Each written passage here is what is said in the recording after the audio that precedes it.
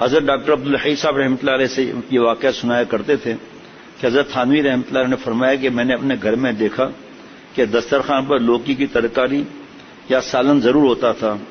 کئی دن تک دیکھتا رہا کہ روزانہ لوکی کی ترکاری ضرور ہوتی ہے. میں نے ایک دن اہلیہ سے پوچھا کیا وجہ ہے، آپ کئی روز سے لوکی کی ترکاری مسلسل پکا رہی ہیں؟ انہوں نے جواب دیا کہ میں نے کتاب میں پڑھا ہے کہ حضور اقدس صلی اللہ علیہ وسلم کو لوکی بہت پسند تھی، اس لیے میں نے سودا لانے والے سے کہہ دیا کہ جب تک بازار میں لوکی ملے تو ضرور لوکی لایا کرو تاکہ حضور صلی اللہ علیہ وسلم کی اس عمل کی کچھ اتباع نصیب ہو جائے. حضرت تھانوی رحمۃ اللہ علیہ فرماتے ہیں کہ جب میں نے اہلیہ کی یہ بات سنی تو مجھے لرزہ سا آ گیا کہ نبی کریم صلی اللہ علیہ وسلم کی ایسی سنت جو نہ فرض ہے نہ واجب ہے بلکہ حضور اقدس صلی اللہ علیہ وسلم کی محض ایک عادت ہے.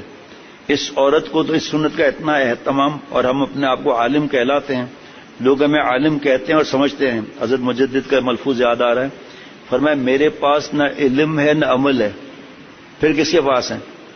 نہ میرے پاس علم ہے نہ عمل ہے تو صرف بزرگوں کی دعائیں میرے ساتھ ہیں. آج تک فرمایا مجھے یاد نہیں ہے میں نے کسی استاذ یا کسی بڑے کی بے ادبی کی ہو، مجھے آج تک یاد نہیں. حضرت فرماتے ہیں کتاب جب میں نے لی سیدھے ہاتھ میں لیا، الٹے ہاتھ میں کتاب نہیں لی. جوتا جب بھی لیا الٹے ہاتھ میں لیا، سیدھے ہاتھ میں نہیں لیا. چارپائی پر کھانا کھاتے تھے تو سر کی طرف، سرہانے کی طرف کھاتے تھے، پائنتی کی طرف نہیں کھاتے تھے. ادب.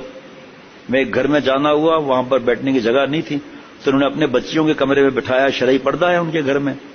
تو جب میں ان کے کمرے میں گیا تو پیروں کی طرف بخاری شریف رکھی ہوئی تھی، ایسا دل جیسے خنجر مارا ہو نا کسی نے.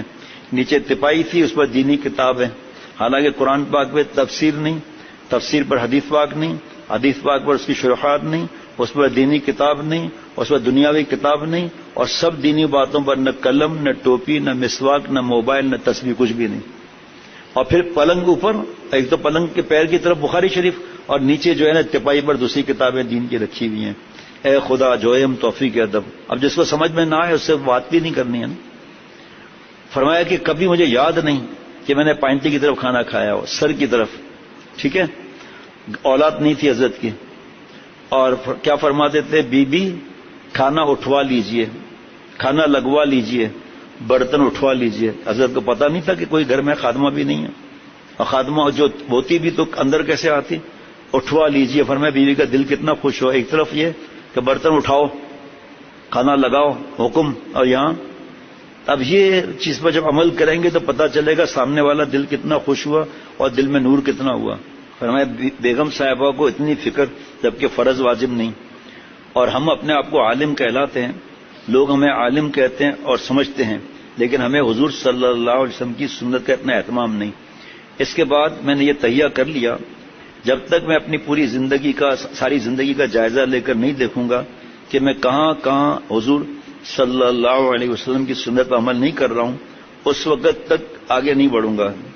چنانچہ زندگی کا جائزہ لینے میں 3 دن لگائے اور یہ دیکھا کہ کہاں کہاں میں اتباع سنت سے محروم ہوں.